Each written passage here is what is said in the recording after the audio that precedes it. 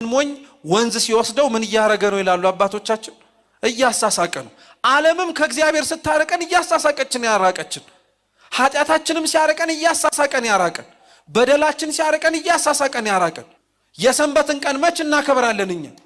የሰንበትን ቀን ማክበር እኮ ማለት ሰንበት ሲመጣ ከልጆቼ ጋር የማሳልፍበት የረፍት ጊዜ ነው ብቻ ብለን ቤት መቀመጥ እኮ አይደለም።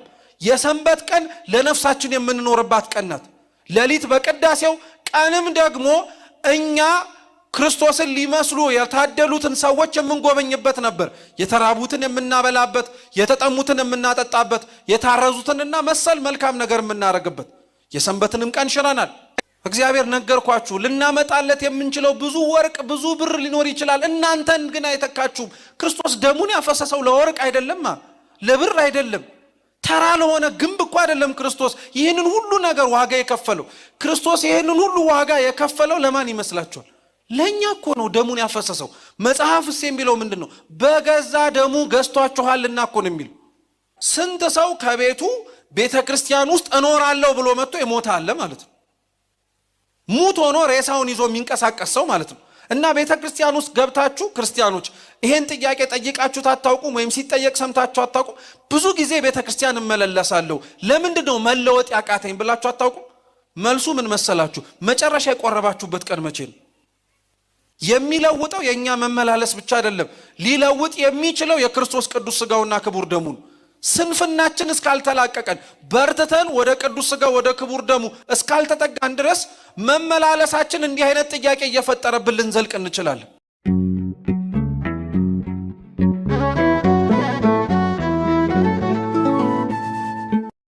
በስመ አብ ወወልድ ወመንፈስ ቅዱስ አሐዱ አምላክ አሜን። በስመ አብ ወወልድ ወመንፈስ ቅዱስ አሐዱ አምላክ አሜን።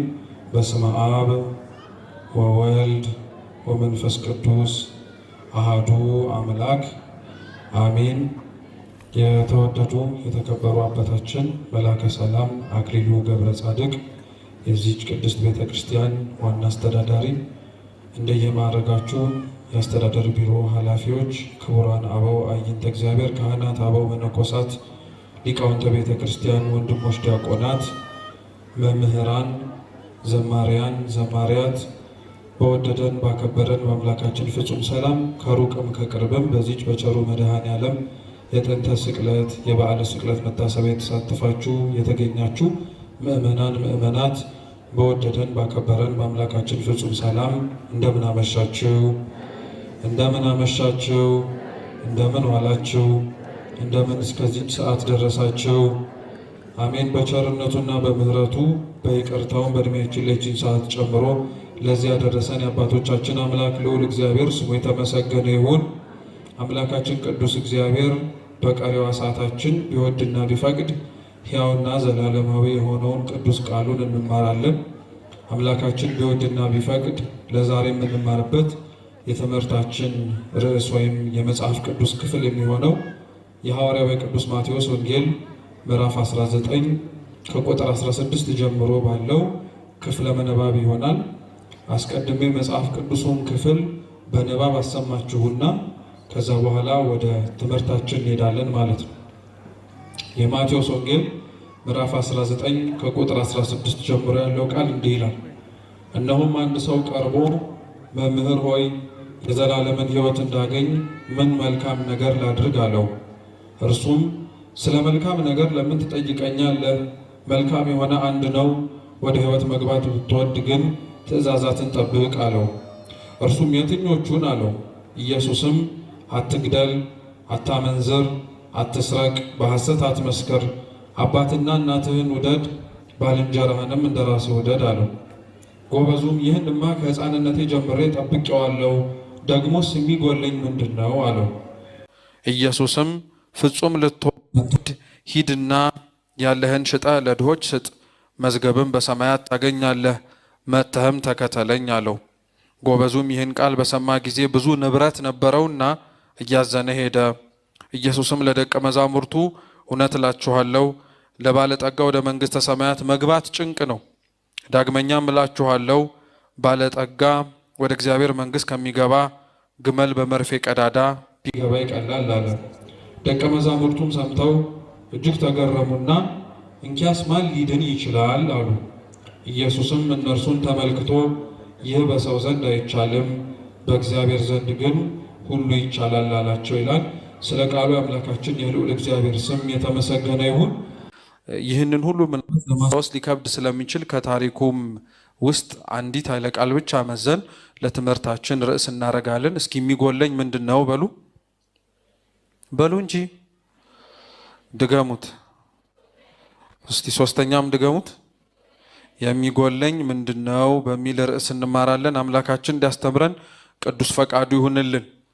ይህ ተመሳሳይ ታሪክ እንግዲህ የማርቆስ ወንጌል ምዕራፍ 10 እና የሉቃስ ወንጌል ምዕራፍ 18 ላይ እንደ ማቴዎስ ወንጌል ምዕራፍ 19 ከቁጥር 16 ጀምሮ ታሪኩ ተጽፎ እናገኘዋለን።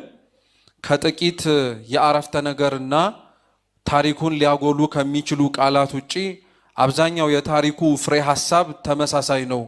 አንድ ባለጸጋ ወደ ክርስቶስ እንደመጣ የዘላለም ሕይወትን እንዲያገኝ ምን ማድረግ እንደሚጠበቅበት እንደጠየቀውና ጌታችንም ደግሞ ምን ብሎ እንደመለሰለት የምናገኝበት ታሪክ ነው።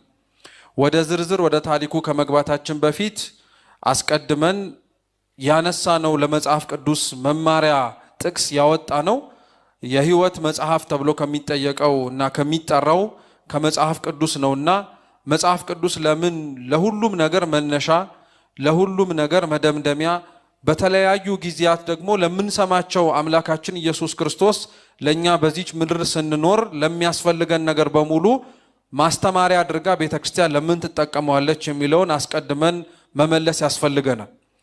ቤተክርስቲያናችን እንግዲህ መጽሐፍ ቅዱስን ከማንበብም ባለፈ በተለያዩ መንገዶች ትጠቀምበታለች። ሊቃውንት እንደሚያስተምሩት መጽሐፍ ቅዱስ በቤተክርስቲያን ውስጥ ያለው ቦታ 3 ነው።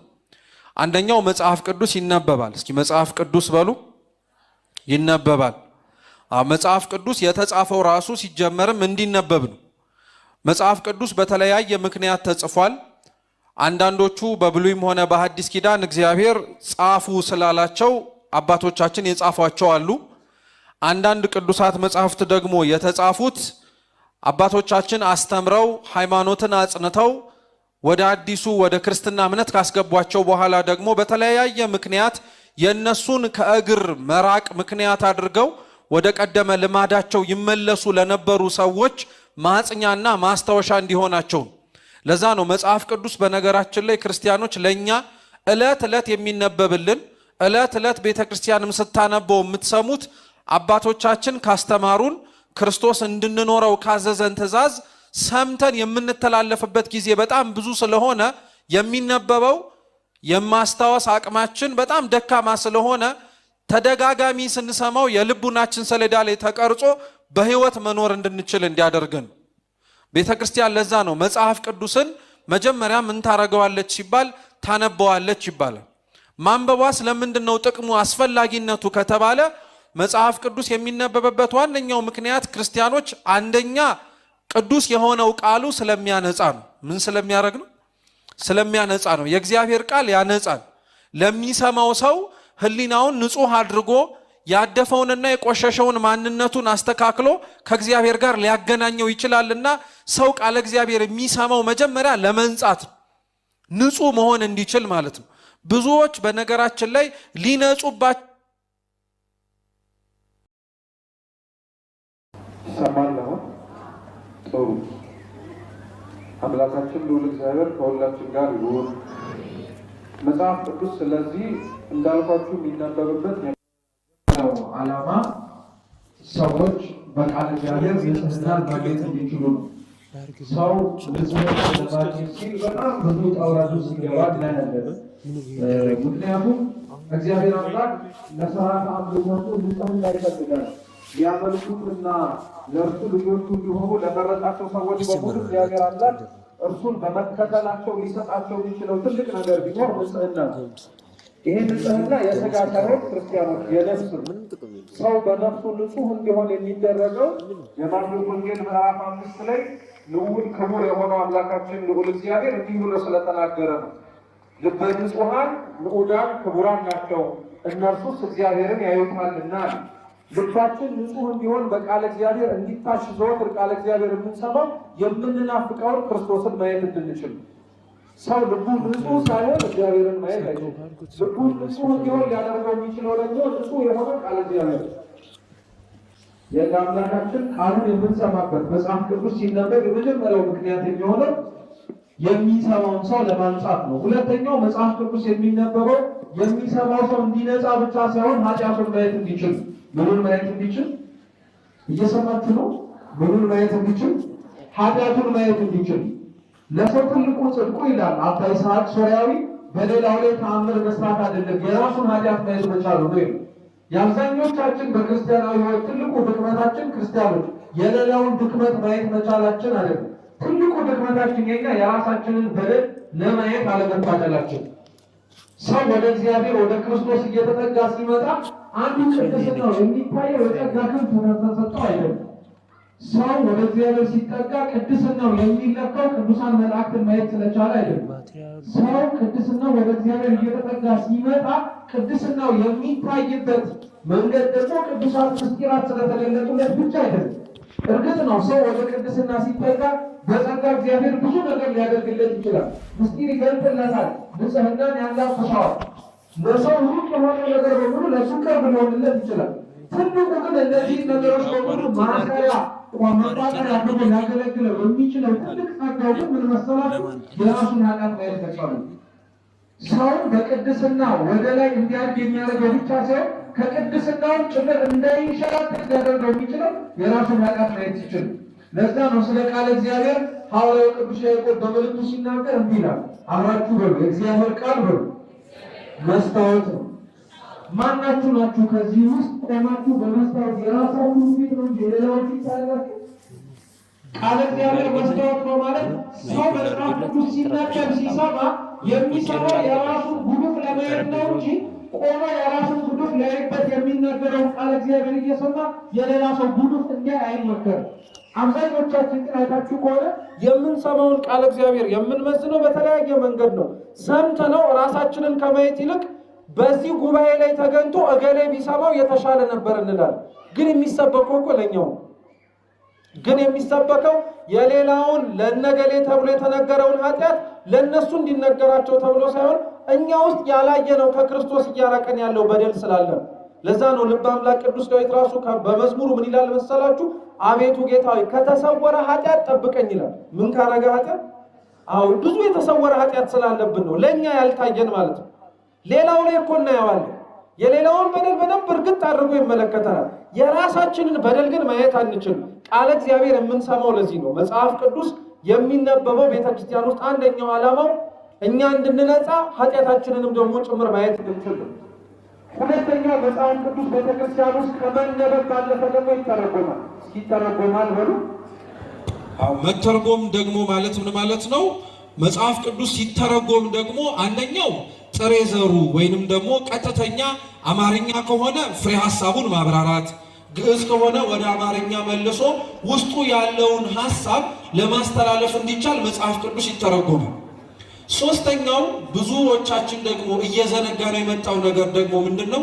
መጽሐፍ ቅዱስ የሚነበብና የሚተረጎም ብቻ ሳይሆን የሚኖርም ጭምር። እስኪ የሚኖር በሉ ምን የሚደረግ ነው? የምንሰማውን የቅዱስ ቃሉን ለመኖር አምላካችን ወደ እግዚአብሔር ይርዳው። ለዛ ነው ክርስቲያኖች ዋነኛው ዓላማው ሰባኪያን ቆመው የሚሰብኩበት ቅዳሴው የሚቀደሰው በቤተ ክርስቲያኑ ሁሉም ስርዓት አምልኮ ለኛ ሁላችንም ተሳታፊ አድርጎ እንዲደረግ የሚመከርበት ዋነኛው ዓላማ የምንሰማውን ቃለ እግዚአብሔር መኖር እንድንችል ለማለት ነው። በዚህ ደግሞ ቤተ ክርስቲያን በጣም የተመሰከረላት የተቀደሰች ቤት ነው። እንዴት መሰላችሁ? ትልቁ የቤተክርስቲያናችን ስርዓት አምልኮ እንግዲህ ቅዳሴው ከቅዳሴው የሚበልጥ ምንም አይነት ስርዓት አምልኮ ቤተክርስቲያን የላትም። ለዛ ነው ለሁሉም ነገር መቋጫ መደምደሚያ ለጸሎቶች ሁሉ ማሳረጊያችን ቅዳሴያችን።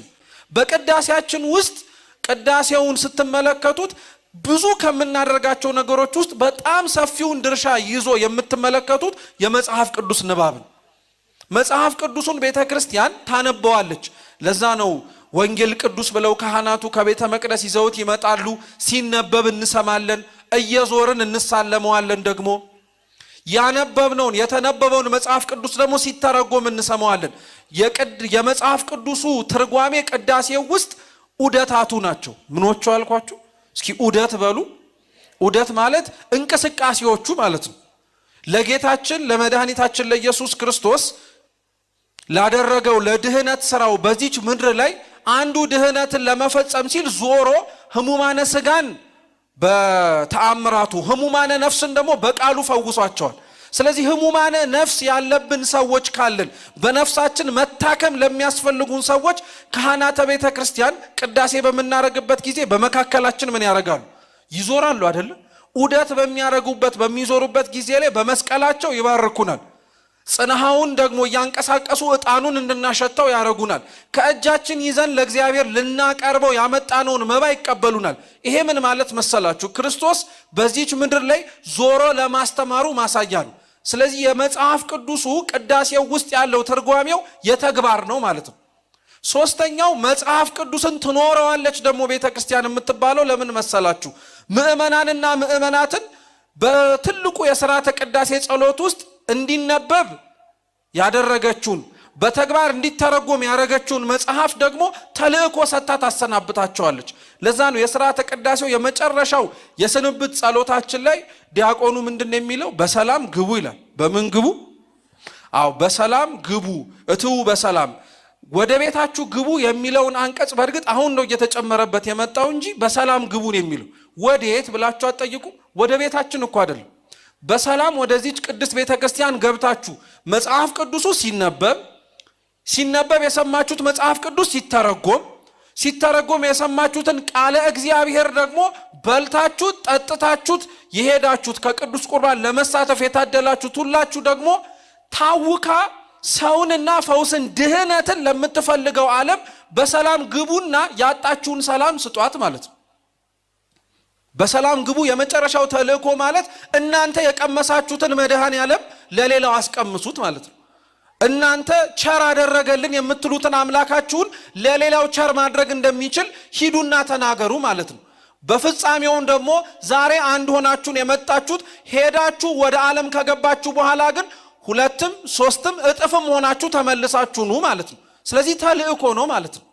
መጽሐፍ ቅዱስ ቤተክርስቲያን ውስጥ ክርስቲያኖች የሚነበበው ለዚህ ነው። አንዳንድ ሰው መጽሐፍ ቅዱስ ሲነበብ ሲተረጎም ሲማር ሲሰማ የመዳከም የመሰላቸት ታሪኩን ከማወቁ ደግሞ የተነሳ ምን አዲስ ነገር ሊወጣው ይችላል? መቼም የተለመደውን ስብከት ነው የሚሰብኩን፣ የተለመደውን ነገር ነው የሚናገሩን፣ ሁሌም የምንሰማውን ነገር ነው የሚደግሙልን ይባላል። የምንሰማቸው ነገሮች ተደጋጋሚ የሚነገሩት እኮ ክርስቲያኖች እኛ የኖርናቸው ስላልሆነ እኮ ነው። መቼም ካህኑ ተነስቶ የመጨረሻ ማሳረጊያው ይላል አንዳንድ ሰው እግዚአብሔር አምላክ ቅዱስ ሥጋውን ክቡር ደሙን ለመቀበል ያብቃችሁ የሚለው ምርቃት ነው። ይሄንን ቤተክርስቲያን ለዓለም እስከ ዘላለም እስከ ዳግም ምጽአት ትሰብከዋለች። ለምን መሰላችሁ? ሁላችንም ቅዱስ ቁርባን እስከምንቀበል ማለት ነው። አንዳችን ይሄንን ምስጢር ለመሳተፍ ስለታደልን ተብሎ ይሄንን ነገር አናቆሙም። ሁሉም ወደ ክርስቶስ በረት ተሰብስቦ እስኪገባ ድረስ መኖሩን በአካል ሳይሆን በህይወቱ ማስመስከር እስከሚችል ድረስ ቤተክርስቲያን ትናገረዋለች። የአብዛኞቻችን ህይወት በነገራችን ላይ እሱ ነው። ቤተክርስቲያናችሁ ውስጥ ስጋችን ልመናችን ያለው እንጂ ነፍሳችን እዚህ የለም። እየሰማችሁ ነው? አሁን ነፍሳችን የለም ማለት ህይወታችን የዚህ አይደለም ማለት ነው። አምላካችንን የምንፈልገው ተጠግተነውም ለመኖርም የምንሻው እግዚአብሔር ሊያረግልን የሚችለውን ነገር ስለምናውቅ ሊያረግልን የሚችለውን ነገር እንዳይከለክለን ስለምንፈልግ ነው እንጂ ወደነውና በዚህ መኖር ለኛ መልካም ነው ብለን አምነን አይደለም። ድክመታችንን ተመልከቱት ክርስቲያኖች። እግዚአብሔር እኛን የሚያኖረን ከኛ ሊጠበቅ ከኛ ሊያገኘው የሚችል የሆነ ነገር ያለ ነገር ሆኖ አይደለም። እኛ እግዚአብሔር ጋር ግን ያለነው ከሱ ልንቀበለው የምንችለው ነገር እንዳለ በማወቅ ብቻ ነው እንጂ እኛ ለሱ እናስፈልገዋለን ብለን በማመንም ጭምር አይደለም። ለዛ እኮ ነው በጣም ብዙ ሰው ቤተክርስቲያን ውስጥ ከመምጣት ከመግባት ብዙ ጊዜ የሚመላለስ ሰው ሰምታችሁ ከሆነ በመምጣቱ በመግባቱ ውስጥ በጣም በእግሩ ሲመላለስ በልቡ መመላለሱን ያለመደው ሰው በጣም የሆነ ጊዜ ላይ ይዝላል፣ ይደክማል። እና እኔ እውነት ለእግዚአብሔር ምን አረግለታለሁ ይላል። እውነት እንነጋገር ከተባለ እኛ ለእግዚአብሔር ምንም ላናረግለት እንችላለን። የሚገርማችሁ ግን ብዙ ከምናረግለት ነገር በላይ እግዚአብሔር እኛን የሚፈልገው መዝሙረ ዳዊት መዝሙር 76 በቅንፍ 77 ላይ አምላካችን ልዑል እግዚአብሔር ይናገራል። እውነቴን እንምላችሁ ታስገቡልኝ ዘንድ የምታመጡት ፍየል የማን ነው ይላል። በሬውስ የማን ነው? በጉስ የማን ነው? የማን ይመስላችኋል ክርስቲያኖች? የመድኃኔዓለም እኮ ነው። ሁሉም ከሱ ተቀብለን መልሰን ለሱ የምንሰጠው ነገር ነው። አንድ በጣም እያስቸገረ ያለው እንደ በሬው እንደ ከብቱ እንደ ዕጣኑ እንደ ጧፉ እንደ ዘቢቡ ተይዞ መጥቶ ገብቶ መቅረት ያቃተው የኛ ሰውነት ብቻ ነው። ስለዚህ እግዚአብሔር ትልቁ ልንሰጠው የምንችለው ስጦታ ለመድኃኔዓለም ምን ላርግለት ብላችሁ የምታስቡ ከሆነ ክርስቲያኖች ራሳችሁን ስጡት። ከዚያ በላይ ምንም የሚፈልገው ነገር የለም። እናንተ ከመጣችሁ ሁሉም ይመጣል። እኛ ስንመጣ በደንብ አድርጎ ይመጣል።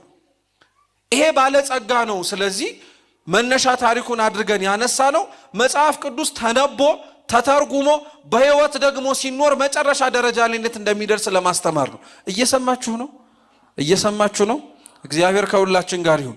ሲነበብ እንደሰማችሁት አንድ ባለጸጋ ወደ ጌታችን ወደ ኢየሱስ ክርስቶስ ቀረበና እንዲህ ብሎ ጠየቀው፣ መምህር ሆይ በሉ የዘላለም ህይወትን እንዳገኝ ምን ላድርግ? የሚገርም ጥያቄ ነው በነገራችን ላይ። ምክንያቱም ሰውየው ባለጸጋ ነው፣ ብዙ ሀብትና ንብረት ያለው ሰው ነው። እግዚአብሔር ጋር ቀርቦ ክርስቶስን አካል ለአካል ቆሞ እያነጋገረው ሊለምነው የሚችለው ብዙ ልመና ነበር። ለምሳሌ እንደ ባለጸጋነቱ ሀብቴ እንዳይወድቅ ባለጸጋ ሆኜ ለዘላለም መኖር እንድችል ምን ላርግ ብሎ መጠየቅ ይችላል? አይችልም? ይችላል። የጎደለውን ከሚጠይቅ ይልቅ ያለውን እንዳያጣ ምን ማድረግ እችላለሁ ብሎ መለመን ይችላል። ይሄ ባለጸጋ ከሀብቱ ውጪ ሌሎች ብዙ ነገሮችን እግዚአብሔር ፊት ቆሞ መለመን ይችላል። አንድ አሳስቦት እንዲሁም የማርቆስ ወንጌል ሲናገር ምን ይላል መሰላችሁ? ሄዶ ሮጦ ተንበርክኮ ክርስቶስ እግር ስር ሆኖ ነው የዘላለም ህይወትን እንዳገኝ ምን ላርግ ብሎ የጠየቀው። ስለዚህ ለዘላለም ህይወት ለመውረስ ያለውን ችኩልነትና ያለውን ጉጉነት በተግባሩ እናውቀዋለን። ይሄ ሰው ብዙ ሊለምነው የሚችለው ልመና አለ፣ ብዙ ሊማጸነው የሚችለውም ተማጽኖ አለ።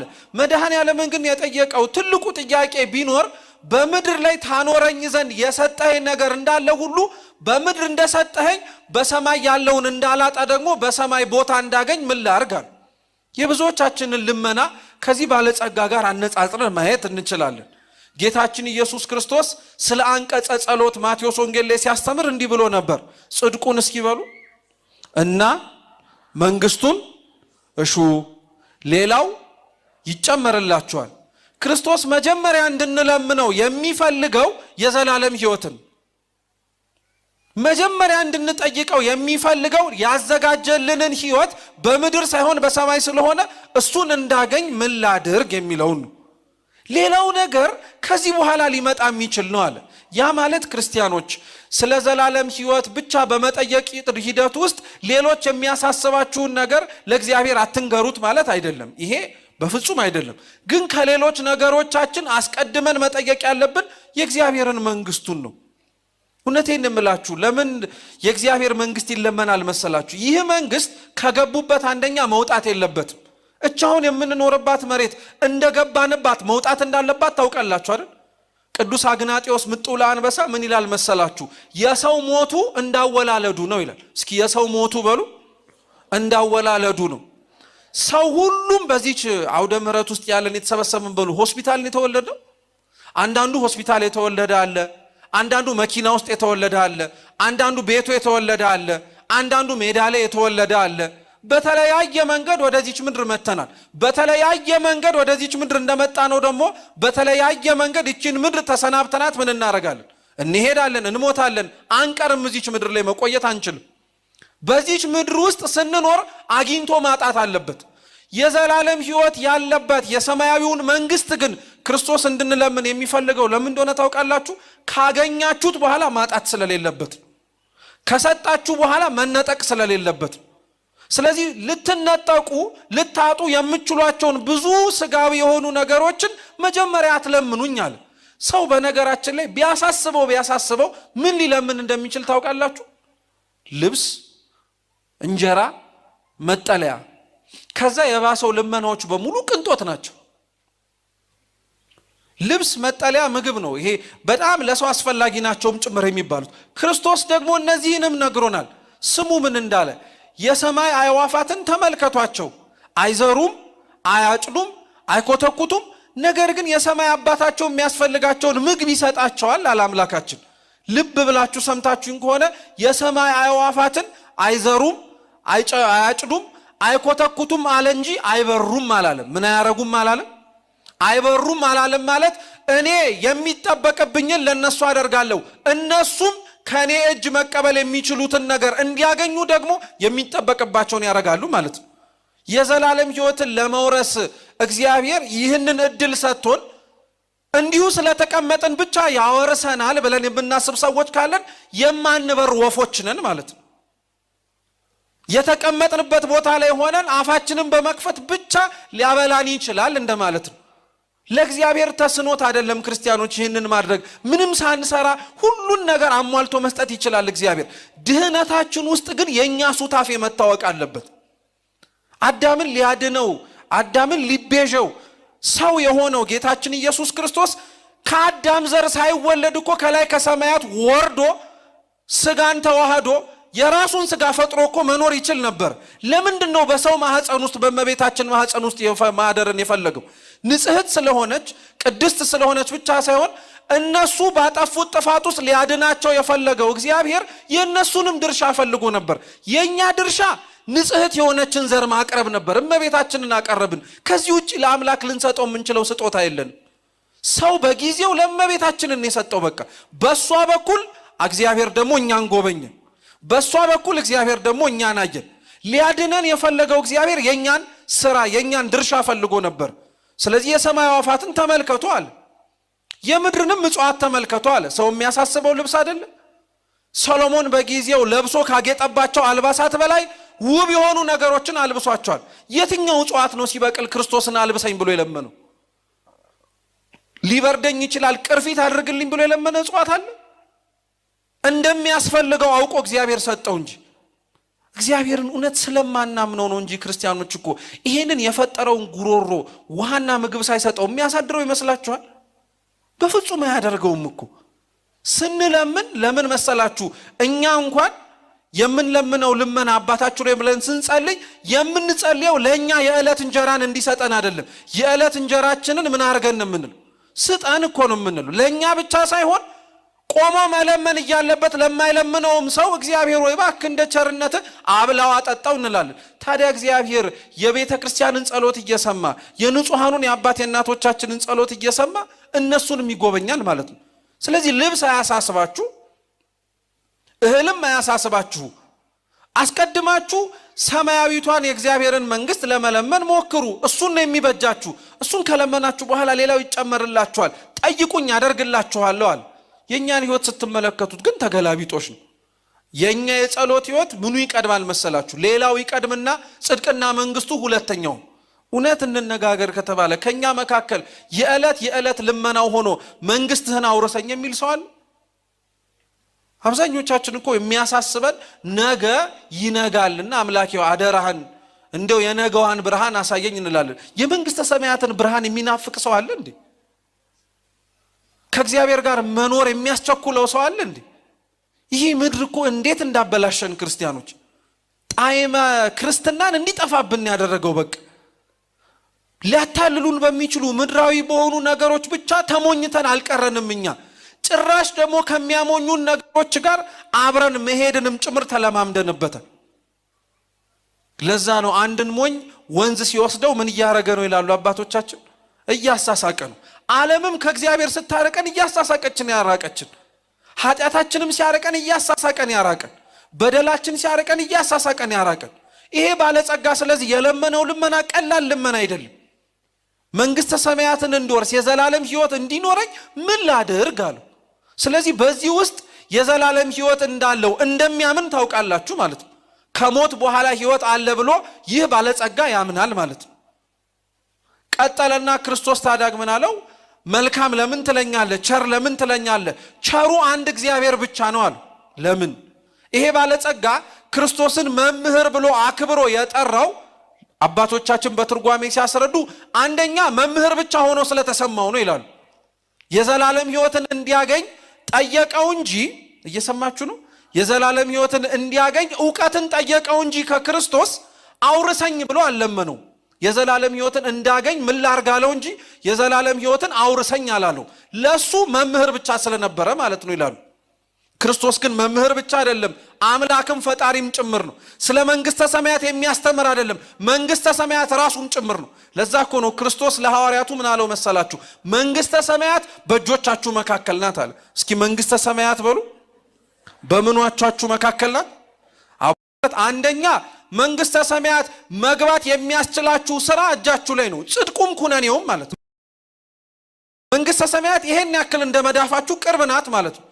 መልካም ብትሰሩ የምትወርሷት ከእግዚአብሔር ቸርነት ጋር፣ መልካም ባትሰሩ ግን ፈራጅ ነውና እግዚአብሔር የምታጧት ናትና መንግስተ ሰማያት ምናችሁ ጋር ናት አለ? እጃችሁ ላይ ናት አለ።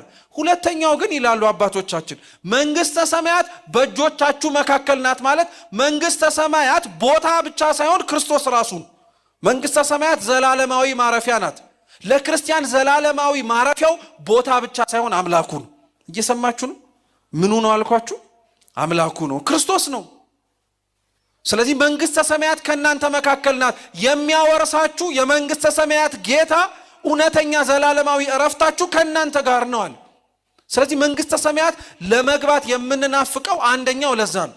ይሄ ባለጸጋ ክርስቶስ መምህር ብቻ ስለመሰለው ግን ዕውቀትን ጠየቀው እንጂ ሕይወትን አልለመነው። ከቤተ ክርስቲያን ብዙ ሰው ዕውቀቷን ነው እንጂ ሕይወቷን ያልወሰደ ስንት ሰው አለ መሰላችሁ? ዕውቀቱን ቀድተነዋል፣ በደንብ አድርገን ወስደነዋል፣ ጥቅሱን እንናገረዋለን፣ የሚያስፈልጉትን የአባቶቻችንን ትርጓሜያት እንመሰክራለን፣ እንዲህ ብለው አስተማሩ እንላለን።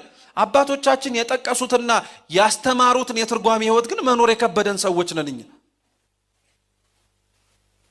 ይህ አይነቱን ሰዎች ነን እኛ፣ በጣም ደካማ የሆንን ማለት ነው። ዕውቀቱን ይዘነው ሕይወቱ ግን የጎደለን ማለት ነው። ነገ እንኑር እንሙት ሳናውቀው ዛሬ ከእግዚአብሔር ፊት ብንቀርብ ምን ብለን ልንመልስ እንደምንችል የማናቅ ሰዎች ነን። ዜና አበው ላይ አንድ ታሪክ አለ፣ በደንብ አድርጋችሁ ስሙ። አንድ ልጅ ነው ይባላል እና ሁልጊዜ እናቱን ገዳም ገብቼ ካልመነኮስኩ እያለ አስጨንቃት። ሁሌ እናቱ ደግሞ አረተው ይብቃህ እባክህ፣ አሁን የምትኖረው ኑሮ ይበቃሃል፣ ይቅርባል። በፍጹም እኔ የነፍሴ ነገር ያሳስበኛል፣ ገዳም ገብቼ ካልጾም ካልጸለዩ ካልሰገድ የትህርምት ጽኑ የሆነ ህይወት ካልኖርኩ ምን ዋጋ አለው አለ። ብትሰራው እምቢ አለ። መጨረሻ ላይ ያለው አማራጭ ምንድነው? እናቱ በቃ ሂድ ገዳም ግባ አለችው። ገዳም ገባ። እንደተናገረው እጾማለሁ፣ እጸልያለሁ፣ ሰግዳለሁ፣ መጸውታለሁ፣ ትህርምት ህይወት ውስጥ እኖራለሁ እንዳለው ምንም ሰነፍ ሆነ። ስንት ሰው ከቤቱ ቤተ ክርስቲያን ውስጥ እኖራለሁ ብሎ መጥቶ ይሞታ አለ ማለት ነው። ሙት ሆኖ ሬሳውን ይዞ የሚንቀሳቀስ ሰው ማለት ነው። እና ቤተ ክርስቲያን ውስጥ ገብታችሁ ክርስቲያኖች ይሄን ጥያቄ ጠይቃችሁ አታውቁም? ወይም ሲጠየቅ ሰምታችሁ አታውቁም?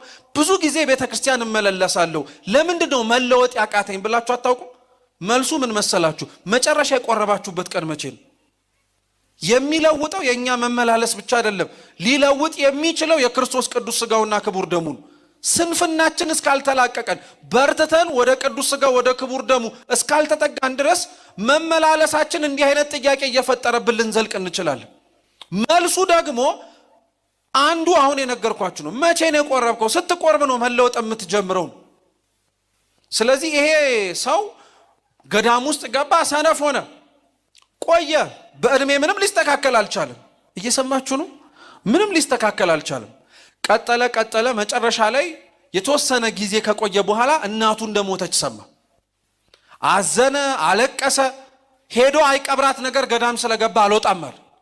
እያለቀሰ እያዘነ እዛው እንቅልፍ ወሰደው እና እግዚአብሔር ራእይ አሳየው። ጻድቃን በቀኝ ኃጥአን በግራ ቆመው ከክርስቶስ ፍርድ ሊቀበሉ ወይ ሲኦል ወይ ወደ ገነት ሊገቡ ማለት ነው። እናቱ በግራ በኩል ቆማ አያት፣ ሲኦል ልትገባ ማለት ነው። ይሄ አይግረማችሁ። እሱ ደግሞ ከእናቱ ጀርባ ተሰልፎ ሲኦል ሊገባ አየ እና እናቱ አየችውና ምን እንዳላችሁ ታውቃላችሁ? አንተ ለነፍሴ ድህነት ብዬ ገዳም ገባዋል አልከኝም እንዴ? ምን ታረጋለህ እኔ ጋር ተሰልፈ አለችው። አፈረ፣ በጣም አፈረ። ልዳን ብሎ የሄደው ሰውዬ የሚድንበት ቦታ ላይ ሆኖ መኖር ግን አቅቶት ስለነበር በጣም አዘነ። ክርስቶስ ወዲያውኑ መልአኩን ላከና ምን አለ መሰላችሁ? በተመሳሳይ ስም የሚታወቅ ሌላ መነኩሴ ነው አምጣልኝ አልኩ እንጂ እሱን አይደለም፣ እሱን ነፍሱን መልስለታል። ወዲያውኑ ከሚያየው ራእይ ነቃ፣ ደነገጠ፣ ፈራ። ወዲያውኑ ስንፍናውን ትቶ በጉብዝና በንጽህና በቅድስና ቃል የገባውን ህይወት መኖር ጀመረ እና ህይወቱ ተለውጦ የተስተካከለ ኑሮ መኖር ሲጀምር ገዳም ውስጥ በስንፍናው የሚያውቁት ሰዎች በሙሉ ተሰብስበው አረ ይበቃሃል፣ ጾምህ፣ ጸሎትህ፣ ስግደትህ፣ ትህርምትህ ህይወትህን እንዳያሳልፈው አሉት። ይህ መነኩሴ ምን ብሎ መለሰላቸው? እናንተ አልገባችሁም። የእናቴን ክስ ሰምቼ መቆም ከከበደኝ እግዚአብሔር ፊት እንዴት ብዬ ልቆም እችላለሁ ፍርዱን ስሰማል? የሚገርም እኮ ነው። ቤተ ክርስቲያን ውስጥ መቆማችንን ነው ዛሬ ያየነው። ከክርስቶስ ፊት እንደምንቆም ግን አንድ ቀን አታውቁ? እንቆማለን እኮ ወይ ሊፈረድልን ወይ ሊፈረድብን እንቆማለን። ስለዚህ ያ ባለጸጋ እንደ መምህርነቱ ክርስቶስን ዕውቀት ነው የጠየቀው። ቤተ ክርስቲያን ስንመጣ ዕውቀቷን ብቻ እንፈልግ፣ ህይወቷንም ወስደነው እንሂድ። ለዛ እኮ ነው ቅዱስ ዮሐንስ አፈወርቅ ይህችን የተሰበሰብንባትን ቤተ ክርስቲያን ትልቋ ቤተ ክርስቲያን ናት ይላል። ምኗ ቤተ ክርስቲያን በሉ እንጂ ምኗ ቤተ ክርስቲያን በሉ፣ በደምብ ጮክ ብላችሁ በሉ። ምኗ ቤተ ክርስቲያን? እናንተ ቤት ያለችው ቤተ ክርስቲያን ደግሞ ትንሿ ቤተ ክርስቲያን ትባላለች። ከዚህኛው ተቀርቶ ወደኛ ቤት የማይገባ መስዋዕቱና መሰዊያው ታቦቱና ቁርባኑ ካልሆነ ቤተ ክርስቲያን ውስጥ ተኑሮ እኛ ቤት ውስጥ የሚታጣ ምንም ነገር መኖር የለበትም። ቤተ ክርስቲያን ውስጥ ትምህርት እንዳለ ቤቶቻችን ውስጥ ቃለ እግዚአብሔር መማር አለብን። ቤተ ክርስቲያን ጸሎት እንዳለ ቤተሰቦች መጸለይ አለባቸው። ቤተ ክርስቲያን ንስሐ ኑዛዜ እንደምትሰጠው ካህናት አባቶቻችን ቤታችን ውስጥ ገብተው ጸበል ከመርጨት ባለፈ ስለ ንስሐ ማስተማር አለባቸው። የቤተ ክርስቲያኗ ትልቋና ትንሿ ቤታችን ውስጥ ያለችው ቤተ ክርስቲያን ዕውቀትን ሳይሆን ህይወትም ሊኖራት ያስፈልጋል። እግዚአብሔር አምላክ እንዳወቅነው ለመኖር በቸርነቱ ይርዳል። ሁለተኛው ይህንን ክርስቶስ መምህር ብሎ ሲጠራው መምህር ለምን ትለኛለህ? አንድ መምህር እሱ እግዚአብሔር ብቻ ነው፣ አንዱ ቸር እሱ ብቻ ነው አለ። ለምን? ይሄ ባለጸጋ ክርስቶስን መምህር ብሎ የጠራው ለመመጻደቅ ፈልጎ ነበር። እሱን መምህር ካልኩት እኔን ደግሞ ሲጠራኝ ባለጸጋው ብሎ ሊጠራኝ ይችላል ብሎ ማለት ነው። አንዳንዶቻችን ቤተ ክርስቲያን ውስጥ መልካም የሆኑ ብዙ ነገሮችን ስናደርግ የምናደርግበት ነገር የሚያሰጠንን ነገር አብረን እናስባለን። እንደሰጠነው ነው እልልታው ራሱ ታውቃላችኋል። አሁን የንግስ ዓመታዊ ክብረ በዓላት ላይ በያላችሁበት አጥቢያ ስንሄድ እንደምናየው 10,000 ብር 50,000 ብር 100,000 ብር ገባ ሲባል የሚባለው እልልታና አንድ ጃንጥላ አስገብታለች ሲባል ያለው እልልታ ተመሳሳይ ነው አይደለም? መልሱ እንጂ። ይሄ እኮ ምንም አያሳፍርም። ክርስቲያኖች ሁላችንም የምናውቀው ገሃድ ነገር እኮ መታረም ስላለብን ነው አይደለም? ነው፣ ምንም ጥርጥር የለውም። ብዙ ላስገባው ብዙ ልልል እንላለን፣ እናጨበጭባለን፣ ብዙ ለተደረገለት እናመሰግናለን። ይሄ የሚያስወቅስ ነገር ሆኖት አይደለም። እርግጥ ነው እነሱን በብዙ ጎብኝቷቸው እግዚአብሔርን ደስ ባሰኛቸው ነገር እሱን ለማመስገን የመጡት ሰዎች በምስጋናቸው ብንሳተፍ የሚያስመሰግን ነው። ያላቸውን የሰጡትን ሰዎችን ግን ለምን እንንቃቸዋለን? ክርስቶስ እኮ ብዙ ካስገቡት ሰዎች ይልቅ 2 መሐለቅ አውጥታ ያላትን የሰጠችዋን ሴት እኮ ነው ያመሰግናል። እነሱ ከተረፋቸው ነው የሰጡት፣ እሷ ግን ያላትን የሰጠችው። ብዙዎች እኮ ያላቸውን ሰጥተው ነገር ግን ተርፏቸው የሰጧቸውን ሰዎች አቅምና ጉልበት ስላልደረሱ ብለን እኮ እኛ ፊት ነስተናቸዋል። እግዚአብሔር ግን ሁለቱንም ነው የሚመለከተው። በንጽህና የሰጡትን ይቀበላል፣ ብዙም ሆነ ትንሽ። ምን ልላችሁ ፈልጌ መሰላችሁ? ይሄ ልክ ባለጸጋ ክርስቶስን መምህር ያለው እሱ ራሱ ባለጸጋ መባልን ፈልጎ ነበረ እንዳልኳችሁ ሁሉ አንዳንዶቻችን ቤተክርስቲያን ስንመጣ የምናደርገውን መልካም የሆኑ ነገሮች ለምናደርግበት ቦታ የሆነ ግብረ መልስ እንፈልጋለን። አሁንም ባጭሩ በታሪክ ላስረዳችሁ። አባ ፖምቦ የሚባሉ ጻድቅ አሉ በቤተክርስቲያናችን። በረከታቸው ለሁላችን ትድረሰን። እናንተ አሜን አትሉም እንዴ? አዎ፣ እንዲህ የቅዱሳን በረከት ይድረሰን ሲባል ለድምጻችሁ ውበት አይደለም አሜን በሉ የሚባለው። እነሱ ላይ ያደረው ጸጋ መንፈስ ቅዱስ እጥፍ ድርብ ሆኖ እኛ ጋር እንዲመጣ እኮ ነው። ማሸነፍ ያቃተን ስንት ኃጢአት አለብን እኮ። የቅዱሳኑ በረከት ይርዳን እንጂ። አባ ፖምቦ በዕለታት አንድ ቀን ውስጥ ተቀምጠው በገዳማቸው አንዲት ሴት 20 ወቄት ወርቅ ወይም ደግሞ 20 የተጠቀለለ እንደ ከረጢት ያለ ወርቅ ይዛ መጣች እና ወርቁን ይዛ ከመጣች በኋላ ቤተ ክርስቲያን ላስገባን የመጣሁት አለች። አባ ፖምቦ የገዳሙ አበመኔት ስለነበሩ እንግዲያውስ እሺ ወደ እሳቸው ገብተሽ ማቅረብ ትችያለሽ አሏት። ገባች። እሳቸው ሰሌን እየሰሩ ነበር፣ እየታቱ ነበር። ያው መታታቱን ነው መስራት ያልኳችሁ ግልጽ ለማድረግ አማርኛውን ማለት ነው። ሰሌን እየታቱ ነበረ። 20 ወቄት ወርቁን ይዛ መጣችና ፊት ለፊታቸው አስቀመጠችው። ቀና ብለው ወርቁንም አላዩትም። እግዚአብሔር እንደሰጠሽው ያክብርሽ ያመስግንሽ አሏት። አሜን ብላ ወጣችና ጥቂት ከሄደች በኋላ ከነከናት። ምክንያቱም ያስገባችው 20 ወቄት ወርቅ ነው። 20 ከረጢት ሙሉ ወርቅ ነው ያስገባችው። እንዴት ይሄንን ሁሉ ወርቅ አስገብቼ እግዚአብሔር ያመስግንሽ ይሉኛል? በደንብ አድርገው ነው እንጂ ማመስገን ያለባቸው፣ እንደኔ የሰጠ ማን አለ ብላ አሰበች። አሁን ብዙ ሰው ቤተክርስቲያን ውስጥ የሆነ ትልቅ ነገር ይዞ ይመጣና እግዚአብሔር ይስጥልን ሲባል እግዚአብሔር ይስጥልንማ ከኔ ቢጤው መቻጣውት በደንብ አድርገህ ንገረኝ እንጂ ይላል። ወይንም ደግሞ ለመመስገን ብሎ ነገር ይቆሰቁሳል። እንዴት ነው ዕቃውን አየኸው? ኳሊቲው እኮ አንደኛ ነው። በጣም ቀላል ዕቃ እንዳይመስል ለመመስገን ፈልጎ እኮ ነው። አባ ፖምቦ ይሄንን ተመለከቱና ያቺ ሴትዮ ተመልሳ መጣችና አባታችን ቡራኪዮት ይድረሰኝ፣ ምናልባት ካላዩት ያስገባውት እኮ 20 ወቄት ወርቅ ነው፣ 20 ከረጢት ወርቅ ነውና እንደው እግዚአብሔር እንደሰጠሽው ይባርክሽ እኮ ብቻ ነው ያሉኝ አለች። አባ ፖምቦ ምን አሏት? ቆይ የሰጠሽው ለማን ነው አሏት። ለኔ ነው ለእግዚአብሔር አሏት።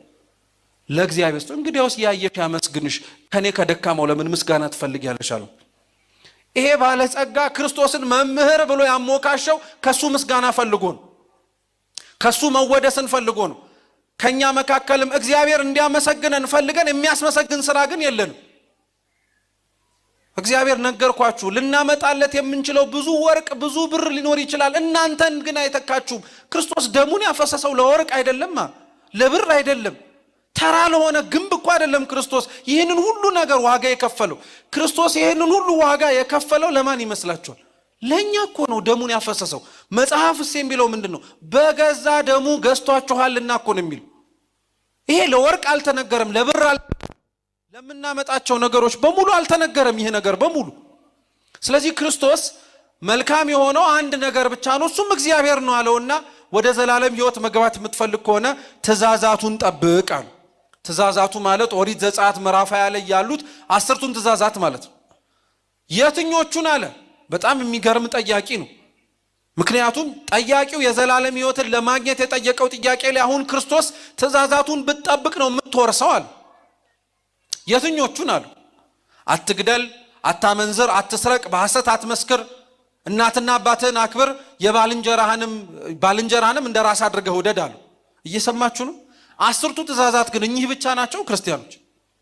የቀሩ እኮ አሉ፣ የቀሩ አሉ። 10ቱ ትእዛዛት በቁጥር 10 ናቸው። እዚህ ጋር የተዘረዘሩት ግን 10 አይደሉም። የቀሩ 3 አሉ።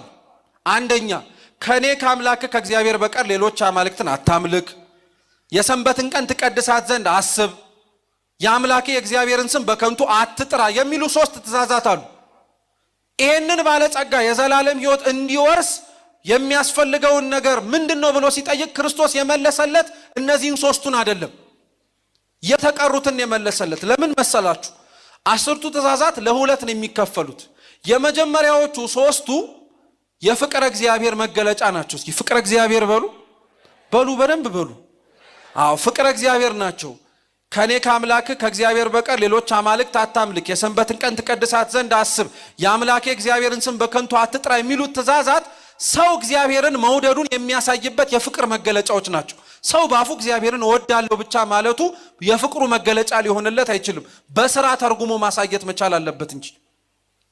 የተቀሩት 7ቱ ደግሞ ፍቅረ ቢጽ ይባላሉ። እስኪ ፍቅረ ቢጽ በሉ እንጂ። ፍቅረ ቢጽ ደግሞ ማለት ሰው ሰውን መውደዱን የሚያሳይበት መንገድ ነው። እንግዲህ ልብ ብላችሁ ከሆነ ክርስቶስ የዘላለም ሕይወትን እንዲወርስ የጠየቀውን ባለጸጋ ለእግዚአብሔር ፍቅርህን መግለጽህ ብቻ በቂ ነው አላለው።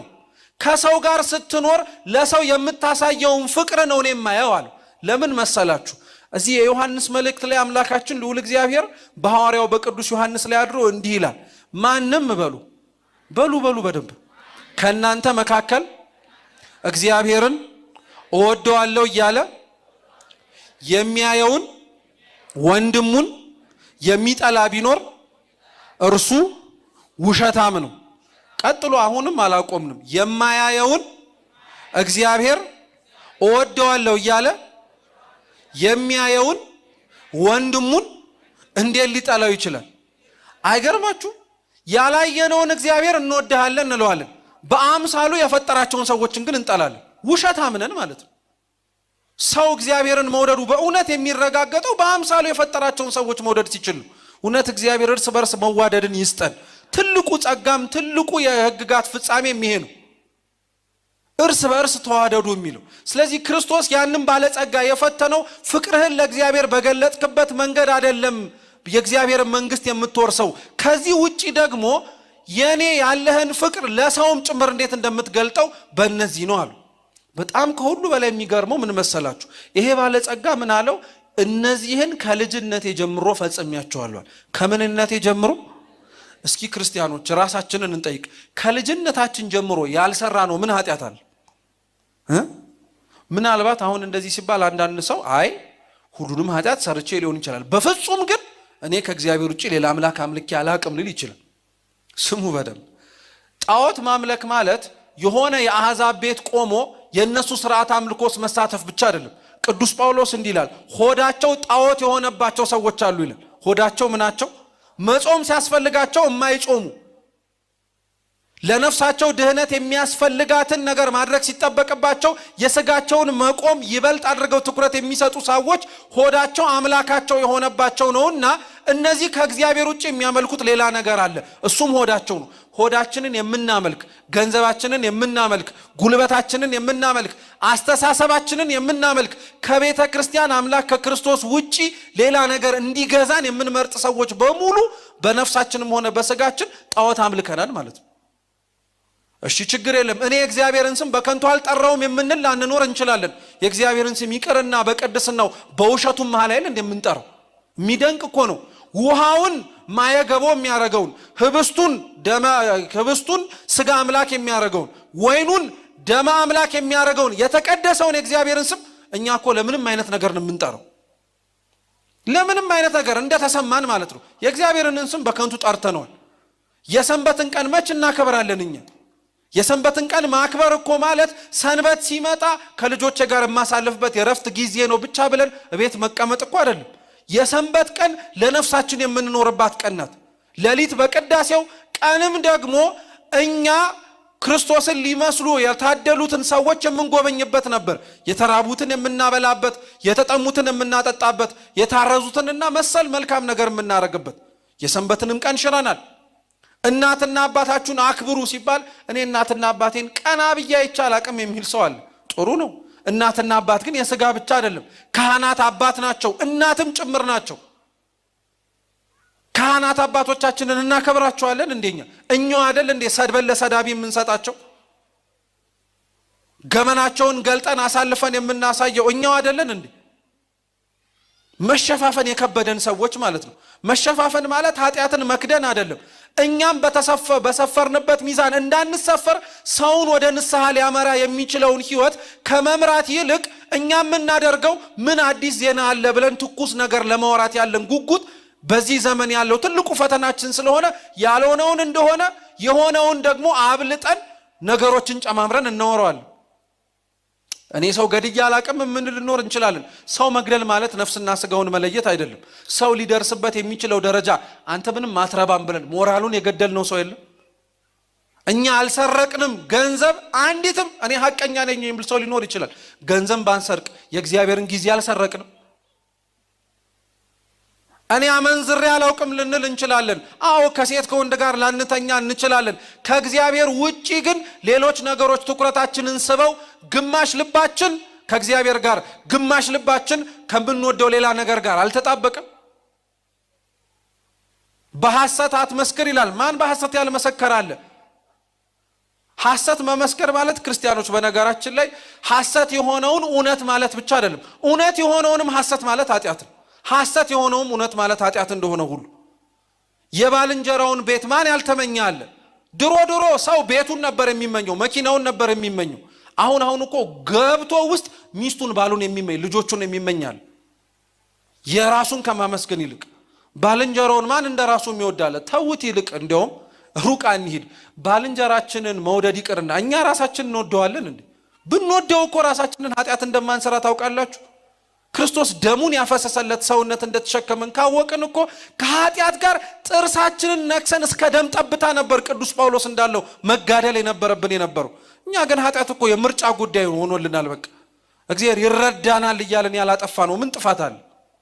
ስለዚህ የዚህ ባለጸጋ ከልጅነት ጀምሮ ምንም ኃጢአት አልሰራውም የሚለውን ድምጽ ስትሰሙ እኛ ከልጅነታችን ጀምሮ ምን ያልሰራ ነው ኃጢአት አለ ብለን እንድንጠይቅ ያደርገናል። ተውት እሺ፣ ከልጅነታችን ጀምሮ ያላቋረጥ ነው ምን ጽድቅ አለ? እኔ ከልጅነቴ ጀምሮ ስጸልይ ነው ያደግኩት የሚል ሰው ይኖር ይሆን? ስጾም፣ ስሰግድ፣ ስመጸውት፣ ቅዱስ ቁርባን ስቀበል ወላጆች ልጆቻችንን እኮ ስንቴ እኮ ዋጋ እንዳስከፈልናቸው ልክ እድሜያቸው ትንሽ ከፍ እያለ ሲመጣ አሁን መቁረብ ይበቃሻል እንግዲህ አድገሻል ብለን ስንቱን ከእግዚአብሔር ቤት እኮ ልጆቻችንን ያስኮበለልን ወላጆች እኮ አለን። የጀመሩትን ጽድቅ ዳር ያላስደረስን ማለት ነው። ቆርበው ሲመጡ ቤታቸውን እንዴት ቆርበ መጣ ብሎ እኮ የሚቆጣ ወዳጅ አለ። ታውቃላችኋል? ቆርበው ልጆቻቸው መጥተው ተመስገን ከማለት መዓት ይዘህብኝ መጣ ያለ ጊዜ ቆርበ ሳት ልታዘንብ ነው ቤቱ ላይ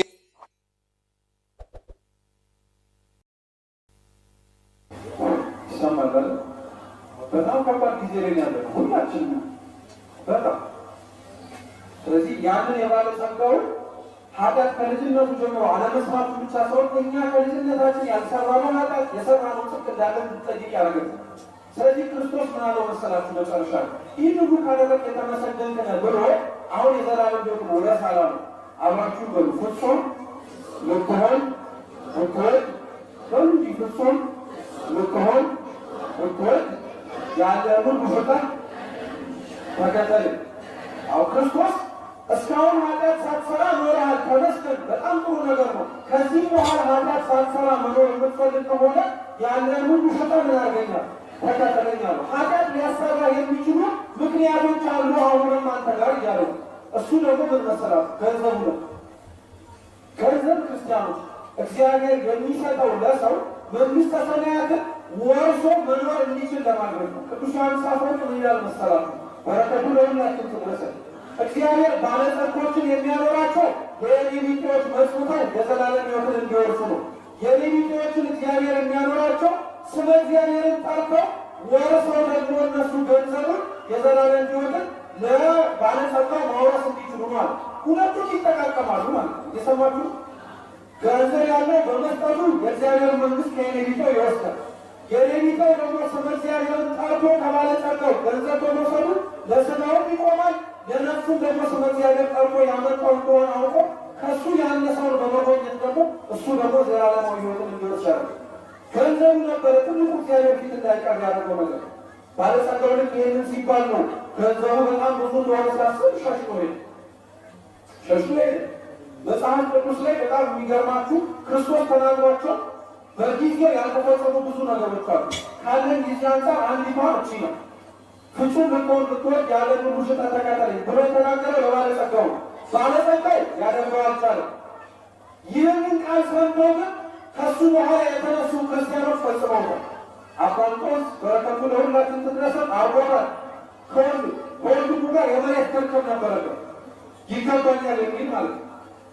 እና አካፍሎ ሊሰጠው ፍርድ ቤት መንገድ ላይ እያለ ቤተ ክርስቲያን ወንጌል ሲነገር ይሄንን ሰማ። ወንጌል አንዱ የመነገሩ ምክንያት ራስን እንዲያይ ማድረጊያ ማመልከቱ።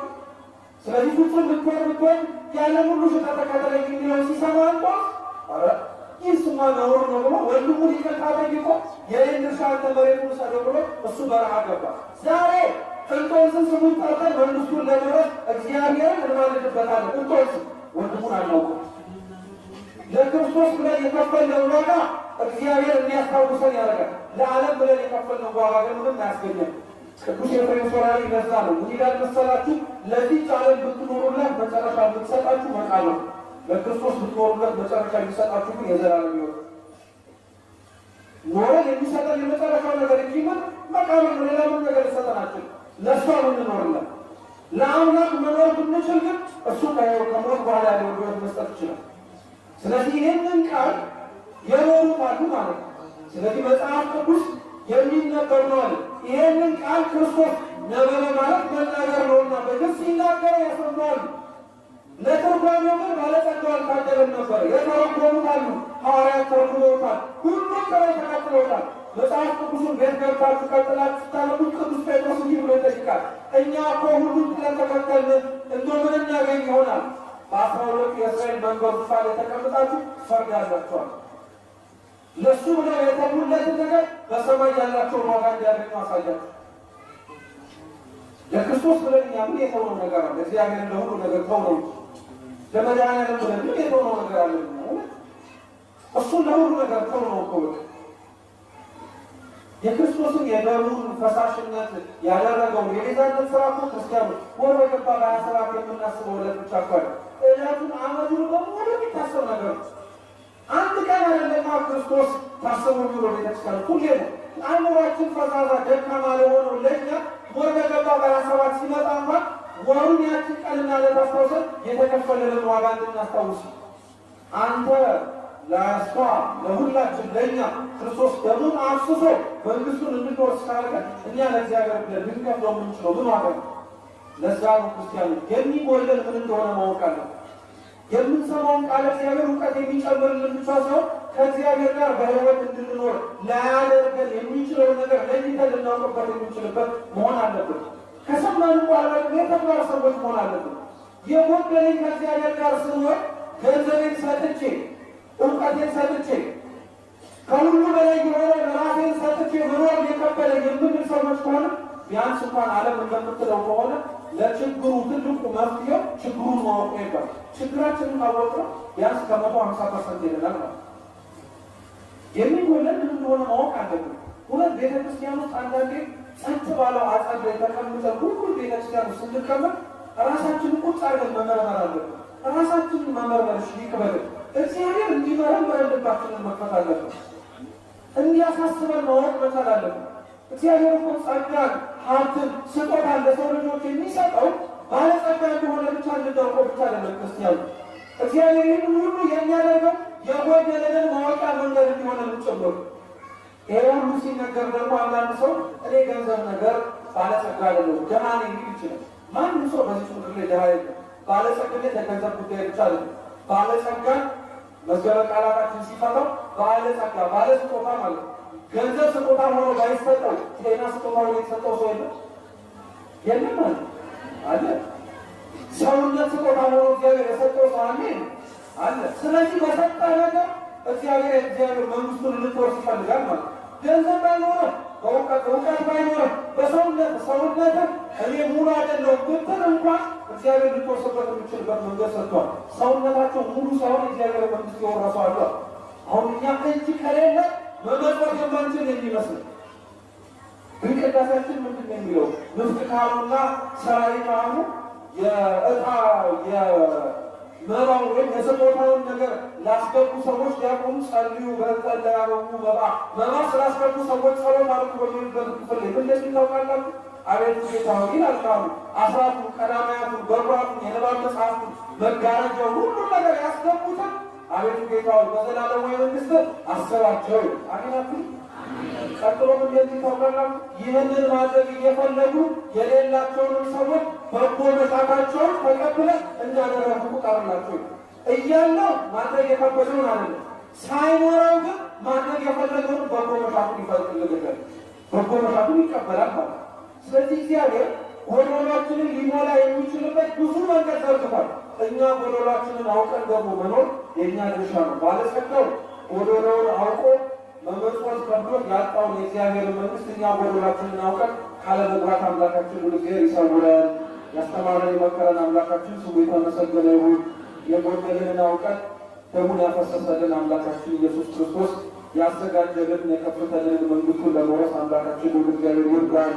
በጎደለው በመጠበው ተጠብቀው በሚማሩ በክቡር አባታችን በሊቃውንት የሚታረም የሚስተካከል ሆኖ በስርዓት ለእግዚአብሔር